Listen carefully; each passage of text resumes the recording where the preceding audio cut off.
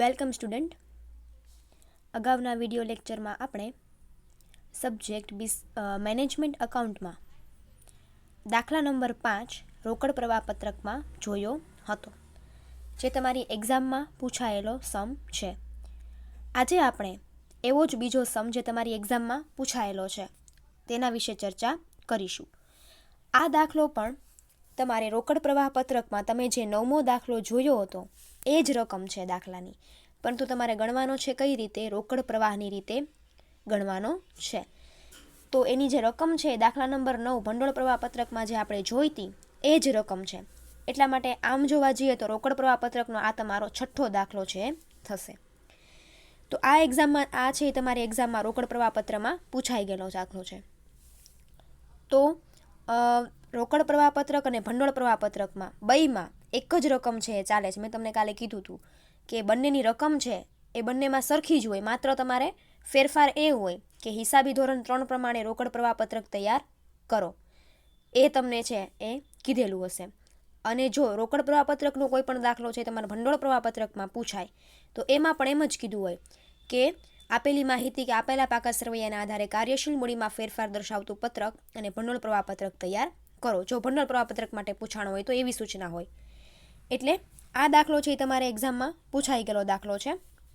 રોકડ પ્રવાહ પત્રકમાં પણ પૂછાય છે અને ભંડોળ પ્રવાહ પત્રકમાં પણ પૂછાય છે. તો આજે જે તમારે યુનિટ નંબર 2 ભંડોળ પ્રવાહ પત્રકનો જે 9મો દાખલો છે એની જ રકમ છે, પણ આપણે રોકડ પ્રવાહ પત્રક છે એ આપણે બનાવવાનું છે. તો આપણે રકમ જોઈએ. XYZ લિમિટેડના 31 માર્ચના રોજનું પાકું સરવૈયું નીચે મુજબ છે. તમને XY લિમિટેડનું જે પાકું સરવૈયું છે એ આપેલું છે. મૂડી દેવા બાજુ એટલે કે જવાબદારી બાજુ ઇક્વિટી શેર મૂડી વર્ષ 2017માં 1 લાખ અને 18માં 1,50,000. સામાન્ય અનામત 60,000 અને 20,000. નફા નુકસાન ખાતું 10,000 અને 12,000. 10% ડિબેન્ચર વર્ષ 2017માં એકેય ડિબેન્ચર કંપની બહાર નથી પાડતી. વર્ષ 2018માં 50,000. લેણદારો 45,000 અને 51,000. કરવેરાની જોગવાઈ 15,000 અને 17,000. મિલકતો બાજુ કાયમી મિલકતો 1,30,000 અને 2,23,000. રોકાણો 15,000 અને 12,000. સ્ટોક 10,000 અને 15,000. દેવાદારો 55,000 અને 35,000. રોકડ 12,000 અને 9,000 અને પ્રાથમિક ખર્ચ 8,000 અને 6,000. વર્ષ 2017નો ટોટલ છે 2,30,000. વર્ષ 2018નો ટોટલ છે 3 લાખ બંને બાજુ.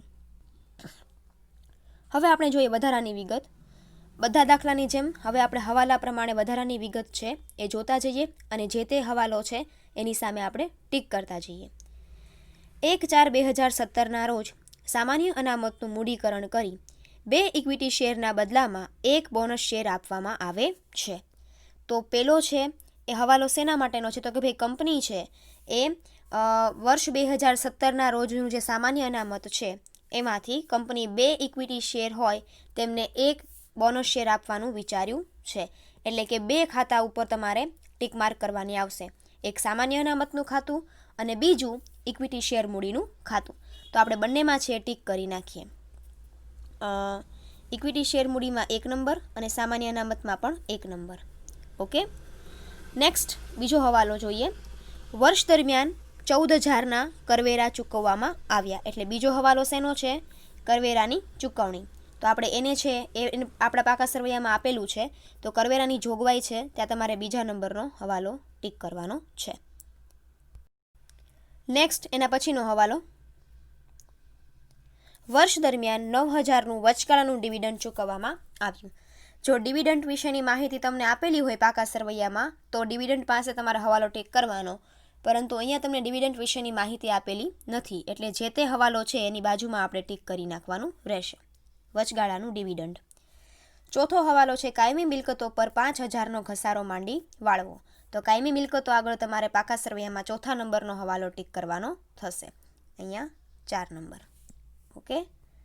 નેક્સ્ટ એન પછીનો હવાલો. 5,000ની કિંમતના રોકાણો 1,000ના નફાથી વહેંચવામાં આવ્યા અને નફા નુકસાન ખાતે જમા કરવામાં આવે છે. કેટલાની કિંમતના? 5,000ની કિંમતના રોકાણો છે 1,000ના નફાથી વેચવામાં આવ્યા. એટલે કેટલામાં વેચવામાં આવ્યા? 6,000માં વેચવામાં આવ્યા.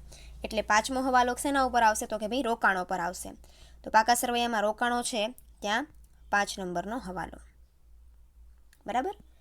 ઓકે, બધા હવાલા છે એ ટીક થઈ ગયા છે.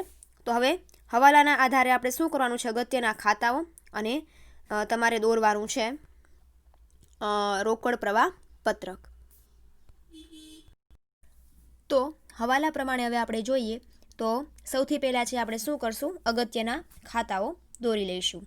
અગત્યના ખાતાઓ દોરાઈ જાય એ પછી આપણે શું કરશું? રોકડ પ્રવાહ પત્રક હિસાબી ધોરણ 3 અનુસાર દોરશું.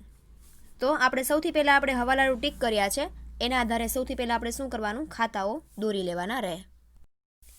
તો હવાલા પ્રમાણે આપણે જોઈએ તો સૌપ્રથમ ખાતું દોરવાનું આવશે ઇક્વિટી શેર મૂડી અને સામાન્ય અનામતનું, કારણ કે પહેલો હવાલો તમને ઇક્વિટી શેર મૂડી અને સામાન્ય અનામત માટેનો આપેલો છે. બીજો હવાલો છે એ કરવેરાનો છે એટલે બીજું ખાતું આવશે કરવેરાનું.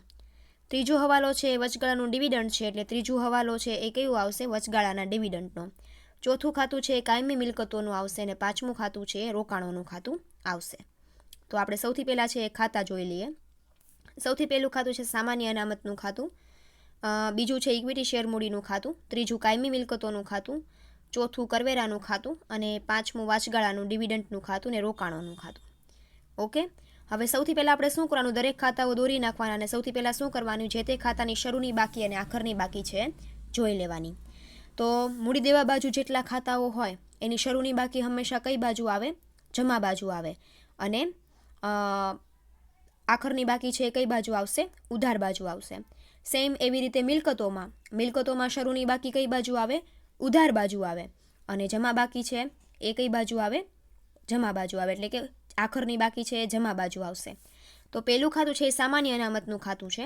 તો સામાન્ય અનામતના ખાતામાં આપણે જોઈએ તો તમને આપ્યું છે વર્ષ 2017ની બાકી છે તમારી શરૂની બાકી થાય એટલે કે 60,000 તમારી શરૂની બાકી જમા બાજુ આવશે અને 20,000 તમારી આખરની બાકી છે ઉધાર બાજુ આવશે. અને ઇક્વિટી શેર મૂડીમાં પણ ઇક્વિટી શેર મૂડીમાં જમા બાજુ શરૂની બાકી 1 લાખ અને ઉધાર બાજુ આખરની બાકી 1,50,000. તો આપણે જોઈ લઈએ સામાન્ય અનામતનું ખાતું શરૂની બાકી એટલે કે વર્ષ 2017ની બાકી હોય તમારી શરૂની બાકી થાય અને એ જમા બાજુ આવે કારણ કે મૂડી દેવા બાજુ છે એટલે 60,000 અને આખરની બાકી છે એ ઉધાર બાજુ 20,000. એવી જ રીતે શરૂની બાકી 1 લાખ રૂપિયા વર્ષ 2017ની બાકી છે એ જમા બાજુ આવશે કારણ કે આ જવાબદારી એટલે કે મૂડી દેવા બાજુ આવે છે ઇક્વિટી શેર મૂડી એટલા માટે એની જમા બાકી હોય એટલે શરૂની બાકી જમા બાજુ આવશે 1 લાખ અને વર્ષ 2018ની જે બાકી છે આખરની બાકી આવશે ઉધાર બાજુ 1,50,000. તેના પછી છે એ મિલકતો આવે છે કે મિલકતોમાં છે એ શું હોય તો કે મિલકતોમાં છે વર્ષ 2017ની બાકી છે એ તમારી શરૂની બાકી થાય કારણ કે મિલકતો છે અને વર્ષ 2018ની બાકી છે એ તમારી શું થાય? આખરની બાકી થાય એટલે કે વર્ષ 2018ની બાકી છે એ તમારી આખરની બાકી આવશે. એવી જ રીતે કરવેરાનું ખાતું. કરવેરાના ખાતામાં શું હોય તો કરવેરાનું ખાતું છે એ તમારું કઈ બાજુ આવે? મૂડી દેવા બાજુ આવે. બરાબર? કરવેરાની જોગવાઈ છે એ તમારી શું છે? જવાબદારી છે. તો એમાં શરૂની બાકી છે એ કઈ બાજુ આવશે? જમા બાજુ આવશે એટલે કે વર્ષ 2017ની બાકી છે એ જમા બાજુ અને વર્ષ 2018ની બાકી એટલે કે આખરની બાકી એ આવશે ઉધાર બાજુ. પછી છે ડિવિડન્ડની કોઈ બાકી તમને આપેલી નથી. અને લાસ્ટમાં છે રોકાણોનું ખાતું. તો રોકાણ છે એ તમારું શું છે? મિલકતો છે એટલે મિલકતો છે એની શરૂની બાકી ઉધાર બાજુ આવે એટલે વર્ષ 2017ની બાકી છે તમારી ઉધાર બાજુ આવશે અને વર્ષ 2018ની બાકી છે એ તમારે જમા બાજુ આવશે કારણ કે આ મિલકતો છે. ઓકે, હવે આપણે જોઈએ સૌથી પહેલો હવાલો. બરાબર? તો સૌથી પહેલો હવાલો છે એ તમને ઇક્વિટી શેર મૂડી માટે આપેલો છે કે કંપની છે એ બોનસ શેર બહાર પાડે છે. તો હવાલો પહેલાં આપણે વાંચી લઈએ. તો હવાલો શું કહે છે કે 1/4/2017ના રોજ સામાન્ય અનામતનું મૂડીકરણ કરી 2 શેરના બદલામાં 1 બોનસ શેર આપવામાં આવે છે. એટલે કંપની પાસે જેટલી સામાન્ય અનામત છે એ સામાન્ય અનામતમાંથી કંપની 2 ઇક્વિટી શેર હોલ્ડરોને કે 2 ઇક્વિટી શેર સામે કંપની 1 બોનસ શેર છે એ બહાર પાડે છે. તો આપણે જોઈ લઈએ વર્ષ 2017માં કંપની પાસે કેટલા છે ઇક્વિટી શેર હતા તો કે વર્ષ 2017માં કંપની પાસે ઇક્વિટી શેર હતા 1 લાખ રૂપિયા. દરેક રૂપિયા 100નો એટલે કે એક શેર દીઠ કિંમત કેટલી હતી? 100 રૂપિયાની. તમને અહીંયા કીધેલું જ છે ઇક્વિટી શેર મૂડી દરેક રૂપિયા 100નો. તો 1 લાખ છે એ કંપની બહાર પાડે છે. તો આપણે સૌથી પહેલાં શું કરવું પડે તો કે ભાઈ કંપની છે એણે 2017માં કેટલા શેર બહાર પાડ્યા છે તો આપણે શેરની સંખ્યા છે એ શોધવી પડે. તો વર્ષ 2017માં શેરની સંખ્યા છે એ શોધવી હોય તો કેમ ખબર પડે? તો કે વર્ષ 2017માં ઇક્વિટી શેરની સંખ્યા તો કે ભાઈ 1 લાખ ઇક્વિટી શેર દરેક ₹100નો છે. એટલે આપણે આનું જે ભાગાકાર કરશું તો આપણને કેટલા કંપની શેર બહાર પાડે છે ખબર પડી જાય. એટલે 1 લાખ ઇક્વિટી શેર દરેક ₹100નો એટલે કે 1 લાખ ભાગ્યા 100 કરશો એટલે તમને ખબર પડશે કે કંપની છે વર્ષ 2017માં 10,000 શેર છે બહાર પાડે છે. પછી શું કીધું? તો કે ભાઈ કંપની 2 ઇક્વિટી શેરના બદલામાં 1 બોનસ શેર બહાર પાડે છે. તો આપણને શું મળી ગયું? રેશિયો મળી ગયો. એટલે ઇક્વિટી શેર અને બોનસ શેર, બરાબર. ત્રિરાશિ મૂકવાની છે. હવે કંપની છે વર્ષ 2017માં 1,000 શેર બહાર પાડે છે, તેમાંથી 2 ઇક્વિટી શેરના બદલામાં 1 બોનસ શેર આપે છે. તો અહીંયા છે એ ઇક્વિટી શેર આવશે અને અહીંયા છે શું આવશે? બોનસ શેર આવશે. કંપની 2 ઇક્વિટી શેરના બદલામાં 1 બોનસ શેર બહાર પાડે છે. તો જો કંપની 1,000 ઇક્વિટી શેર વર્ષ 2017માં બહાર પાડતી હોય તો કંપનીએ કેટલા બોનસ શેર આપવા પડે? ત્રિરાશિ મૂકીએ એટલે આપણને મળશે 500. કેવી રીતે? તો કે 1000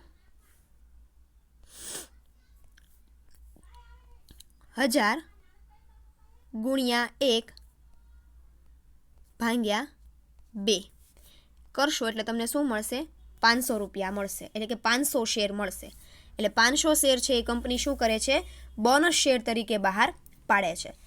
તો સાવ સીધી છે ત્રિરાશિ. શું છે? તો કે ભાઈ વર્ષ 2017માં કંપની 1 લાખના શેર બહાર પાડે છે દરેક ₹100નો. એટલે તમને વર્ષ 2017 માટે ઇક્વિટી શેરની સંખ્યા સૌથી પહેલાં તમારે શોધવી પડે કે કંપની કેટલા શેર બહાર પાડે છે. તો કે 1,000 શેર બહાર પાડે છે. પછી તમને એવું કીધું કે 2 ઇક્વિટી શેરના બદલામાં 1 બોનસ શેર બહાર પાડે છે. તમારે ત્રિરાશિ મૂકવાની છે. ઇક્વિટી શેર અને બોનસ શેર. 2 ઇક્વિટી શેરની સામે 1 બોનસ શેર બહાર પાડતા હોય તો કંપની જો 2017માં 1,000 શેર બહાર પાડતી હોય તો તેની સામે કેટલા બોનસ શેર આવે? એટલે 500 બોનસ શેર આવે. હવે 500 બોનસ શેર છે, દરેકની કિંમત કેટલી છે? વર્ષ 2017માં કંપની શેર બહાર પાડે તો દરેકની એકમ દીઠ કિંમત કેટલી છે?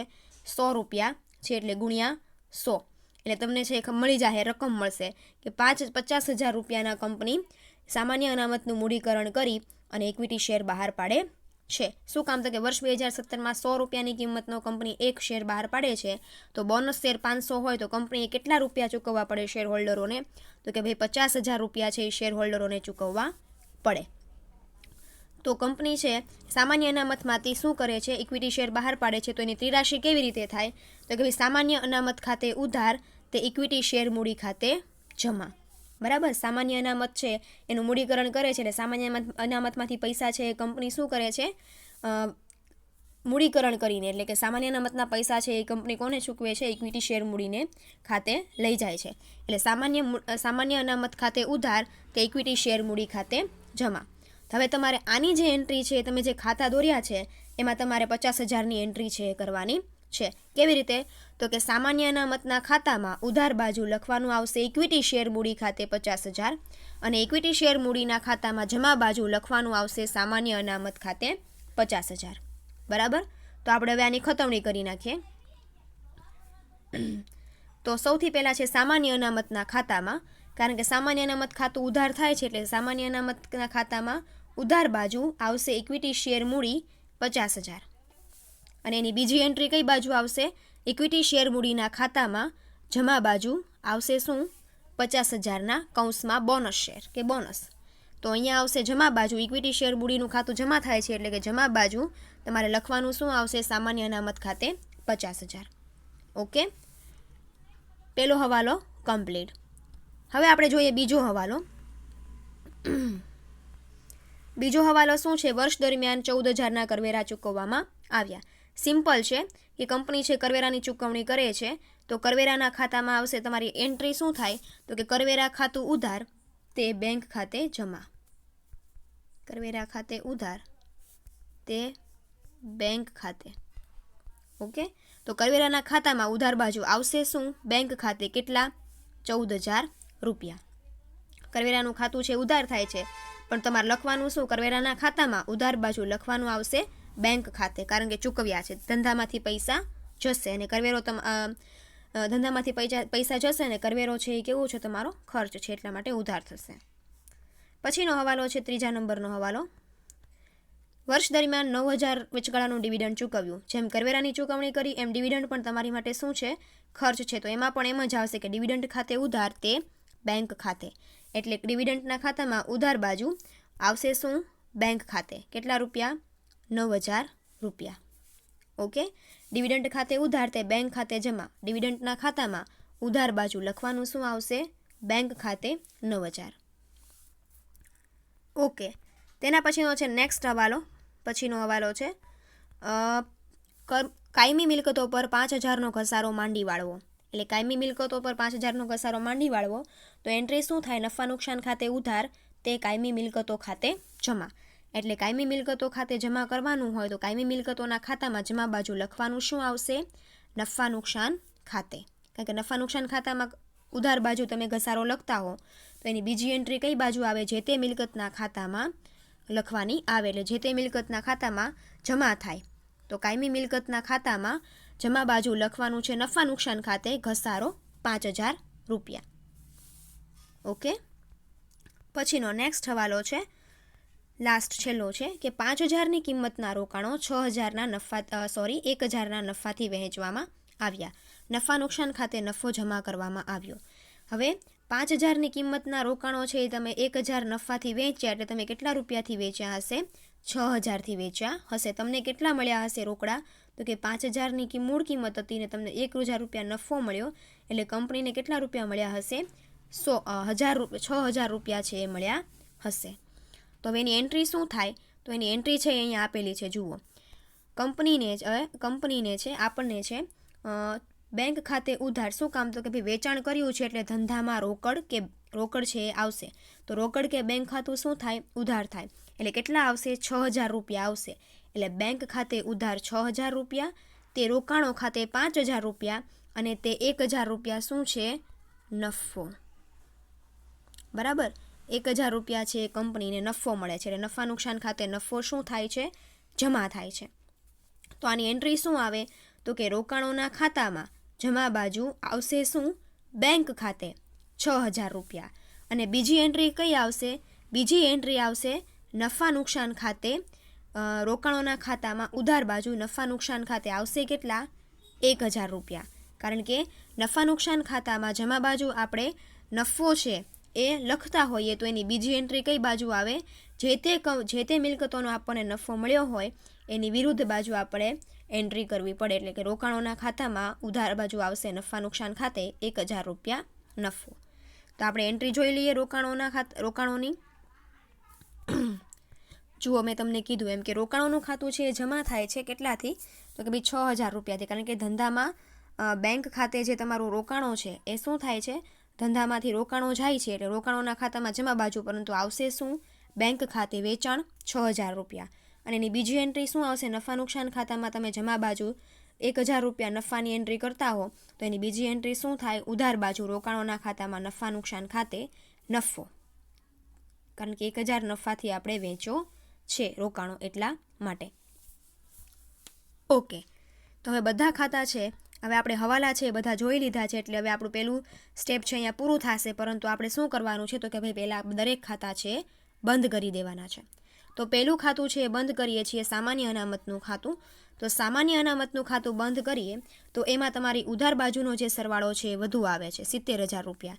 ઇક્વિટી શેર ખાતે અને આખરની બાકી એટલે 50,000 વત્તા 20,000 કરો એટલે 70,000 આવે. એટલે જે ઉધાર બાજુનો સરવાળો વધારે આવે છે. એમાંથી તમે શરૂની બાકી બાદ કરો એટલે 10,000 રૂપિયા વધે. એ 10,000 રૂપિયા તમારે કઈ લઈ જવાના? નફા નુકસાન ખાતે લઈ જવાના. કારણ કે આપણને ખ્યાલ છે કે આપણે માંડી વાળેલી સામાન્ય અનામત કઈ બાજુ લખીએ છીએ? નફા નુકસાન ખાતાની ઉધાર બાજુ. અને બીજી રીતે આપણે જોઈએ તો આપણે મિલકતો ના ખાતા છે બંધ કરીને કઈ બાજુ લઈ જઈએ છીએ? બેંક ખાતે લઈ જઈએ છીએ. અને મૂડી દેવા બાજુ જેટલી માહિતી આવતી હોય એના ખાતા બંધ કરીને આપણે નફા નુકસાન ખાતે લઈ જઈએ છીએ. એટલે કે 1,000 રૂપિયા છે, 10,000 રૂપિયા છે, તમારે કઈ બાજુ લઈ જવાના? નફા નુકસાન ખાતે. ઇક્વિટી શેર મૂડીનું ખાતું. હવે ઇક્વિટી શેર મૂડીનું ખાતું છે અહીંયા શું થાય છે? સરભર થાય છે. એટલે 1,00,000 અને 50,000 રૂપિયાના બોનસ શેર એ તમે પ્લસ કરો એટલે 1,50,000 રૂપિયા આવે. અને તમારી આખરની બાકી પણ શું છે? 1,50,000 રૂપિયા છે. એટલે આ ખાતું શું થાય છે? સરભર થાય છે. પછી આપણે જોઈએ કાયમી મિલકતોનું ખાતું. કાયમી મિલકતોના ખાતામાં છે એ તમારો જમા બાજુનો ટોટલ છે વધારે આવશે. 5,000 વત્તા 2,23,000 એટલે કે 2,28,000.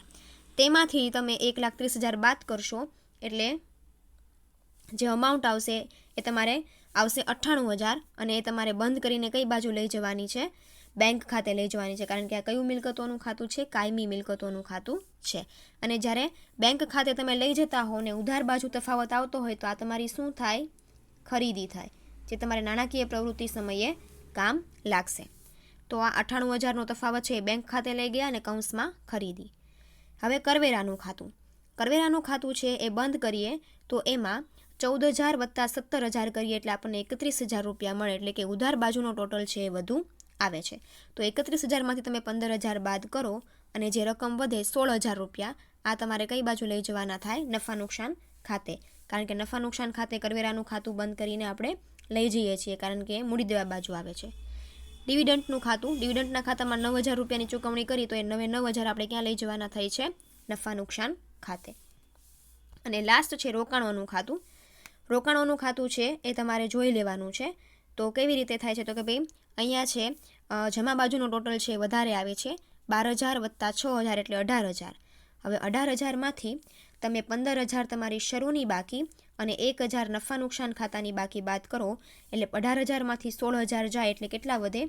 20,000 વધે. એટલે 20,000 જે તમારે આવ્યા એ કઈ બાજુ લઈ જવાના થાય છે? બેંક ખાતે. અને તમારો જે તફાવત છે એ ઉધાર બાજુ આવે છે એટલે આ તમારી શું થઈ કહેવાય? ખરીદી થઈ કહેવાય. રોકાણોનું ખાતું બંધ કરીને બેંક ખાતે લઈ જવાનું છે. 2,000 તફાવત છે, તફાવત છે ઉધાર બાજુ આવે છે માટે તમારી ખરીદી થાય છે. ઓકે, હવે આપણે જોઈએ અહીંયા છે તમારા દરેક ખાતા પણ બંધ થઈ ગયા છે. હવે આપણે છે એ રોકડ પ્રવાહ પત્રક જોઈએ. તો હિસાબી ધોરણ 3 મુજબ રોકડ પ્રવાહ પત્રક. હિસાબી ધોરણ 3 મુજબ રોકડ પ્રવાહ પત્રકને 3 ભાગમાં વિભાજિત કરવામાં આવે છે. પહેલું છે કામગીરીની પ્રવૃત્તિમાંથી થતો રોકડ પ્રવાહ, બીજું છે રોકાણોની પ્રવૃત્તિમાંથી થતો રોકડ પ્રવાહ અને ત્રીજું છે નાણાકીય પ્રવૃત્તિમાંથી થતો રોકડ પ્રવાહ. તો હવે સૌથી પહેલાં જોઈએ કામગીરીની પ્રવૃત્તિમાંથી થતો રોકડ પ્રવાહ. સૌથી પહેલું આવશે ફોર્મેટ પ્રમાણે ચોખ્ખો નફો. ચોખ્ખો નફો છે એમાં નફા નુકસાન ખાતાની આખરની બાકીમાંથી શરૂની બાકી એટલે કે વર્ષ 2018ની બાકીમાંથી વર્ષ 2017ની બાકી બાદ કરો એટલે તમને મળશે 2,000 રૂપિયા. 12,000માંથી 10,000 બાદ થાય તો આવશે 2,000 રૂપિયા. શું કામ? તો આપણે જોઈ લઈએ પાકા સરવૈયામાં કે નફા નુકસાન ખાતાની વર્ષ 2017 અને 18ની બાકી કેટલી છે, એટલે તમને વધારે ક્લિયર થાય. તો જુઓ અહીંયા નફા નુકસાન ખાતું બરાબર. વર્ષ 2018ની બાકી છે 12,000 અને 17ની બાકી છે 10,000. 12,000માંથી 10,000 જાય એટલે કેટલા વધે? 2,000. એટલે ચોખ્ખો નફો કેટલો આવશે? 2,000. સૌથી પહેલી માહિતી છે ચોખ્ખો નફો. તો જોઈ લઈએ હવે અહીંયા આવી ગયું. 12,000માંથી 10,000 જાય એટલે કેટલા આવે? 2,000. પછી તમારે શું કરવાનું? તો કે પછી તમે જે જગ્યાએ નફા નુકસાન ખાતું લખ્યું હોય જમા બાજુ, જે ખાતામાં તમે જમા બાજુ નફા નુકસાન ખાતું લખ્યું હોય એ દરેક માહિતી છે તમારે પ્લસ કરવાની થાય. કારણ કે કામગીરીની પ્રવૃત્તિમાંથી થતી રોકડ પ્રવાહમાં તમારે નફા નુકસાન ખાતાની ઉધાર બાજુ જેટલી વિગત આવતી હોય તે તમારે પ્લસ કરવાની હોય છે અને કામગીરીની પ્રવૃત્તિમાંથી થતા રોકડ પ્રવાહમાં નફા નુકસાન ખાતાની જમા બાજુ જેટલી માહિતી આવતી હોય તે બાદ કરવાની છે ને પછી તમારે કરવેરાની ચૂકવણી કરવાની હોય છે. તો આપણે જોઈ લઈએ નફા નુકસાન ખાતું છે કઈ જગ્યાએ કયા ખાતામાં જમા થયું છે. કારણ કે અહીંયા આપણે ખાતામાં જમા કર્યું હોય જે તે ખાતામાં, તો નફા નુકસાન ખાતામાં એ બાબત કઈ બાજુ આવતી હોય? હંમેશા ઉધાર બાજુ આવતી હોય. તો આપણે પહેલેથી જોઈ લઈએ કે કઈ જગ્યાએ નફા નુકસાન ખાતું છે એ જમા થાય છે. સૌથી પહેલું છે સામાન્ય અનામત. સામાન્ય અનામત છે એનો તફાવત આપણે માંડી વાળ્યો હતો એટલે એ 10,000 રૂપિયા છે એ આપણે લખવાના. એટલે પહેલું શું આવશે? માંડી વાળેલી સામાન્ય અનામત. આડું અહીંયા લખ્યું છે પરંતુ આપણે છે એ લાઇનમાં જોઈએ છીએ એટલા માટે જોર્યું. માંડી વાળેલી સામાન્ય અનામત 10,000 રૂપિયા. બીજી નફા નુકસાન ખાતું આપણે કઈ જગ્યાએ કયા ખાતામાં જમા બાજુ લખ્યું છે નફા નુકસાન ખાતું? ઇક્વિટી શેરમાં નથી, કાયમી મિલકતોમાં ઘસારો. નફા નુકસાન ખાતામાં ઘસારો છે એટલે કાયમી મિલકતનો ઘસારો 5,000 રૂપિયા. શું થશે? પ્લસ થશે. શું કામ? તો કે નફા નુકસાન ખાતાની ઉધાર બાજુ આવશે એટલા માટે 5,000 રૂપિયા. પછી છે કાયમી મિલકતો. પછી આવે છે કાયમી મિલકતો. પછી છે કરવેરાનું ખાતું. કરવેરાના ખાતામાં આપણે છે બાકી કઈ બાજુ લઈ જઈએ છીએ? 16,000 રૂપિયા. તો એ આવશે અહીંયા નફા નુકસાન ખાતે 16,000 એટલે કરવેરાની જોગવાઈના. એટલે ત્રીજું આવશે જુઓ અહીંયા 16,000 છે આ કરવેરાની જોગવાઈ. પછી ચોથું કયું છે વચગાળાનું ડિવિડન્ડ, નફા નુકસાન ખાતે 9,000 રૂપિયા, એટલે શું થશે વચગાળાનું ડિવિડન્ડ 9,000 રૂપિયા. ઓકે, હવે આપણે એ જોઈ લેવાનું કે કઈ કઈ જગ્યાએ નફા નુકસાન ખાતું જમા થયું છે. તો માત્ર એક જ છે, તો કે રોકાણો પરનો નફો 1,000 રૂપિયાનો જે છે, તો એ શું થશે બાદ થશે, કારણ કે આપણને ખ્યાલ છે કે નફા નુકસાન ખાતાની જમા બાજુ આવે છે. હા, એક માહિતી ખાસ યાદ રાખવાની, અહીંયા સામાન્ય અનામત આપણે માંડીવાળી છે કારણ કે આપણે ખાતું બનાવ્યું હતું, પરંતુ ઘણી વખત આપણે અગાઉના દાખલામાં જોયું છે કે પાકા સરવૈયામાં પાઘડી છે, સામાન્ય અનામત છે, મૂડી અનામત છે, પ્રાથમિક ખર્ચ છે, આવી કોઈ માહિતી આપી હોય તો એ પણ આપણે માંડીવાળીને કઈ બાજુ લખીએ છીએ નફા નુકસાન ખાતાની ઉધાર બાજુ લખીએ છીએ. તો એવી કોઈ પણ વિગત જો પાકા સરવૈયામાં આપી હોય તો આપણે અહીંયા રોકડ પ્રવાહપત્રકમાં શું કરવાનું, રોકડ પ્રવાહપત્રકમાં જે તે માહિતી છે એ તમારે શું કરવાની થાય, પ્લસ કરવાની થાય. સામાન્ય અનામત આવી ગઈ છે, બીજી કોઈ માહિતી છે મૂડી દેવા બાજુ તમને આપેલી નથી. મિલકતો બાજુ તમને છેલ્લે આપ્યું છે પ્રાથમિક ખર્ચ. આ પ્રાથમિક ખર્ચ છે એ 8,000 છે અને 6,000 છે, એટલે 2,000 શું થાય માંડી વાળવાનો થાય, ને એ કઈ બાજુ આવે નફા નુકસાન ખાતાની ઉધાર બાજુ, એટલે અહીંયા રોકડ પ્રવાહપત્રકમાં શું થશે પ્લસ થશે, એટલે માંડી વાળેલું પ્રાથમિક ખર્ચ પ્લસ કરવાનો થાય. અહીંયા જોર્યું માંડી વાળેલો પ્રાથમિક ખર્ચ 2,000 રૂપિયા પ્લસ, અને લાસ્ટમાં તમે જે 14,000 કરવેરાની ચૂકવણી કરી એ ફોર્મેટ પ્રમાણે કરવેરાની જોગવાઈના 14,000 રૂપિયા ચૂકવણી કરો છો, એટલે ધંધામાંથી પૈસા જાય એટલે એની શું થશે બાદબાકી થશે. ઓકે, હવે સૌથી પહેલાં છે આટલી માહિતીનો શું કરી નાખવાનો, ટોટલ કરી નાખવાનો, એટલે કે 2,000 વત્તા 5,000 વત્તા 10,000 વત્તા 16,000 વત્તા 9,000 વત્તા 2,000 કરશો એટલે 44,000 આવશે, વત્તા 14,000, પરંતુ કેવા એમયુની નીચે માઇનસની સાઇન કરવાની, એટલે તમને કેલ્સીમાં ડાયરેક્ટ કેલ્સીમાં જ કરવાનું બધું. 44,000 પ્લસ માઇનસ 14,000 પ્લસ માઇનસ 1,000 કરશો એટલે શું મળશે 29,000. આ 29,000 ટોટલ છે તમારે અહીંયા કરીને રાખવાનો. હવે કામગીરીની પ્રવૃત્તિમાંથી થતા રોકડ પ્રવાહની બીજી અગત્યની માહિતી છે કાર્યશીલ મૂડીમાં થતો ફેરફાર. તો કાર્યશીલ મૂડીમાં થતો ફેરફાર એ તો સાવ ઇઝી જ છે. આપણે છઠ્ઠો દાખલો કરીએ છીએ એટલે હવે તમને એ ખબર પડી ગઈ હશે. તો કે મિલકતોમાં જો વધારો થતો હોય તો એ તમારે બાદબાકીમાં લેવાનો, અને મિલકતોમાં જો ઘટાડો થતો હોય તો એ પ્લસ કરવાનો છે. અને મૂડી દેવા બાજુ જો કોઈ પણ માહિતી આપેલી હોય ચાલુ દેવા બાજુ, તો ચાલુ દેવામાં વધારો થતો હોય તો એ પ્લસ જ કરવાનો થાય, અને ઘટાડો થતો હોય તો એ માઇનસ કરવાનો થાય. તો આપણે જોઈ લઈએ કઈ કઈ ચાલુ મિલકતો છે પાકા સરવૈયામાં, ને કયા કયા ચાલુ દેવાઓ છે. તો આપણે આવી ગયું કાયમી મિલકતો અને રોકાણ એ આપણે ખાતા બનાવી નાખ્યા, એટલે એને ધ્યાનમાં લેવાના નહીં. સ્ટોક છે એ 10,000 છે અને 15,000 થાય છે, એટલે સ્ટોકમાં થાય છે વધારો, પરંતુ તમારે રોકડ પ્રવાહપત્રકમાં શું કરવાની તેની બાદબાકી કરવાની. અને દેવાદારનું પણ સાથે સાથે જોઈ લઈએ. દેવાદારમાં છે એ ઘટાડો થાય છે, કેટલાનો 55,000માંથી 35,000 થાય છે, ઘટાડો થાય છે ઘટાડો, પરંતુ તમારે કરવાનું શું પ્લસ, કારણ કે આ ચાલુ મિલકતો છે એટલા માટે. તો પહેલા સ્ટોકમાં વધારો અને દેવાદારોમાં ઘટાડો. સ્ટોકમાં વધારો છે એટલે એ શું થશે બાદ થશે, 5,000 રૂપિયા છે એ વધારો છે, સ્ટોકમાં વધારો છે 5,000નો એટલે એ શું થશે બાદ થશે, ને દેવાદારોમાં ઘટાડો છે એટલે 20,000, કેટલા 55માંથી 35 થાય છે એટલે કેટલા થાય 20,000નો ઘટાડો, પરંતુ એ મિલકતો હોવાથી ઘટાડો થાય છે, પરંતુ એ રોકડ પ્રવાહપત્રમાં શું થશે પ્લસ થશે. ઓકે, હવે પછી આપણે જોઈએ કે ચાલુ મિલકતો કોઈ બાકી રહેતી નથી, કારણ કે દેવાદારો અને સ્ટોક બે જ ચાલુ મિલકતો છે. પછી રોકડ છે, રોકડને આપણે અત્યારે ધ્યાનમાં લેવાનું નહીં, પ્રાથમિક ખર્ચ આવી ગયા છે. મૂડી દેવા બાજુ આપણે જોઈએ કઈ કઈ ચાલુ મિલકતો છે. ઇક્વિટી શેર મૂડી, સામાન્ય અનામત, નફા નુકસાન ખાતું, ડિબેન્ચર, અને એક જ છે લેણદારો. શું થાય છે લેણદારોમાં, લેણદારો 45,000 છે ને 51,000 થાય છે, એટલે કે વધારો થાય છે.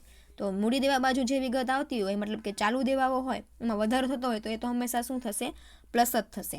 એટલે કેટલાનો જે વધારો થાય છે 6,000નો વધારો થાય છે, એટલે કે શેમાં, તો કે ભાઈ લેણદારોમાં વધારો પ્લસ થશે 6,000 રૂપિયા. ઓકે,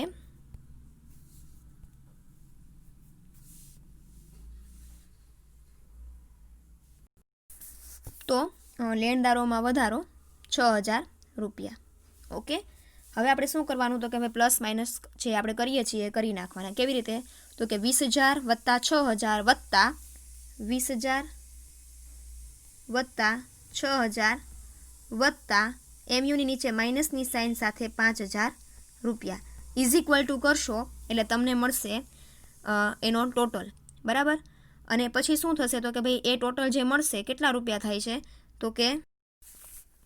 તો પ્લસ માઇનસ કરશો એટલે તમને મળશે કેટલા, તો કે 21,000 મળશે. હવે એ 21,000 છે એમાં જે અગાઉ આપણે કામગીરીની પ્રવૃત્તિમાં જે ટોટલ મેળવતો 29,000 વત્તા 21,000 કરશો એટલે તમને પેલું મળી જશે કામગીરીની પ્રવૃત્તિમાંથી થતો રોકડ પ્રવાહ 50,000.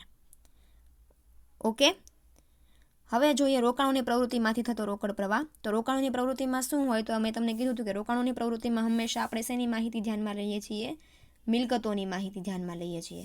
તો પાકાસર જે ખાતું આપણે બનાવ્યું છે એ ખાતામાં આપણે જોઈ લઈએ કે આપણને કઈ જગ્યાએ રોકાણો છે એનું આપણે વેચાણ કર્યું છે અને કઈ જગ્યાએ રોકાણો છે એની આપણે ખરીદી કરી છે. તો સૌથી પહેલું આપણે ખાતું છે એ ઇક્વિટી શેર મૂડી, પછી છે કાયમી મિલકતોનું ખાતું. કાયમી મિલકતોના ખાતામાં ઉધાર બાજુ મેં તમને કીધું હતું કે જે તફાવત આવે છે તમારી શું થાય છે, ખરીદી થાય છે. એટલે સૌથી પહેલું શું આવશે, રોકાણોની ખરીદી. હવે તમે રોકાણોની ખરીદી કરતા હો, કાયમી મિલકતોની તમે ખરીદી કરતા હો, તો કાયમી મિલકતો તમારા ધંધામાં આવે તો ખરીદી કરો એટલે ધંધામાં કાયમી મિલકતો આવે અને રોકડ છે એ જાય. તો જો ખરીદી હોય તો એ શું થાય છે, રોકડ પ્રવાહ પત્રકમાં બાદ થાય. એટલે સૌથી પહેલું આવશે રોકાણોની ખરીદી. થશે શું, બાદ થશે. આવી ગયું, કાયમી મિલકતોની ખરીદી કેટલા, 98,000 રૂપિયા, બરાબર. કારણ કે કાયમી મિલકતો ધંધામાં આવે છે અને ધંધામાંથી રોકડ જાય છે. રોકડ જાય એટલે શું થાય, બાદબાકી થાય. પછી કઈ જગ્યાએ મિલકતોના ખાતામાં બેંક ખાતું જમા ઉધાર થયું છે, તો કે કાયમી મિલકતોમાં થઈ ગયું 98,000 ખરીદી, આપણે બાદ કરી નાખી. પછી છે રોકાણોના ખાતામાં. રોકાણોના ખાતામાં આપણે એક જગ્યાએ રોકાણો છે એ વેચ્યા છે, એટલે કે વેચાણ કર્યું છે. તો વેચાણ કર્યું એટલે ધંધામાં શું થાય, રોકડ આવે. એટલે સૌથી પહેલું શું આવશે, રોકાણોનું વેચાણ. કેટલાથી, 6,000થી. અને બીજી માહિતી છે એ રોકાણોનો જે તફાવત છે ખાતાનો બંધ કરીને ઉધાર બાજુ આપણે લખ્યો હતો, એટલે આપણી માટે શું થઈ કહેવાય, ખરીદી થઈ કહેવાય. એટલે બીજી જે છે એ શું થશે, રોકાણોની ખરીદી છે એટલે એ બાદ થશે. અને રોકાણોનું જે વેચાણ છે 6,000નું એ રોકડ પ્રવાહપત્રમાં શું થશે, પ્લસ થશે. તો પેલું છે રોકાણોનું વેચાણ, આ રહ્યું 6,000 રૂપિયા, કારણ કે ધંધામાં રોકડ આવશે એટલે શું થાય છે, પ્લસ થાય છે.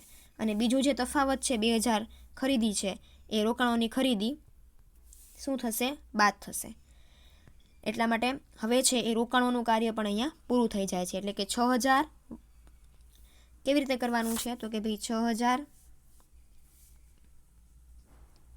વત્તા 98,000, પરંતુ કેવા, તો કે ભાઈ -98,000 વત્તા -2,000 ઇઝ ઇક્વલ ટુ જે આવે એ તમારો શું થશે, રોકાણોની પ્રવૃત્તિમાંથી થતો રોકડ પ્રવાહ ઇઝ ઇક્વલ ટુ કેટલા આવશે, -94,000, બરાબર. ઓકે. હવે લાસ્ટ છે નાણાકીય પ્રવૃત્તિમાંથી થતો રોકડ પ્રવાહ. તો નાણાકીય પ્રવૃત્તિમાં આપણે કઈ કઈ બાબતો લઈએ છીએ, ઇક્વિટી શેર મૂડી છે કે ડિબેન્ચર છે કે પ્રેફરન્સ શેર છે એ, અને લાસ્ટમાં ડિવિડન્ડની ચૂકવણી. તો પાકા સરવૈયામાં આપણે જોઈ લઈએ કે કઈ કઈ વિગતો છે હવે બાકી રહી છે.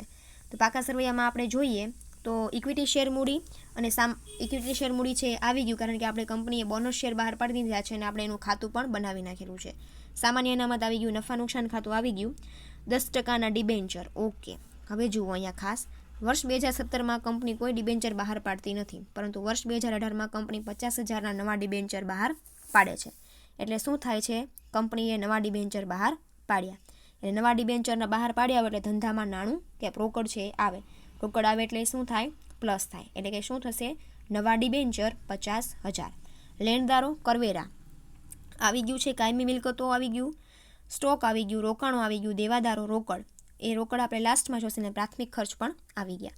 તો રોકાણોની પ્રવૃત્તિમાં એક છે આપણે ઉમેરો કરવાનો છે, એ છે કંપનીએ પાડેલા નવા ડિબેન્ચર. તો હવે અહીંયા આવશે, જુઓ, નવા ડિબેન્ચર 50,000 રૂપિયા પ્લસ આવે છે. અને લાસ્ટમાં આપણે દર વખતે ફોર્મેટ પ્રમાણે કરીએ છીએ કે 9,000 કંપની ડિવિડન્ડની ચૂકવણી કરે છે. તો એ ડિવિડન્ડની ચૂકવણી શું થશે, માઇનસ થશે.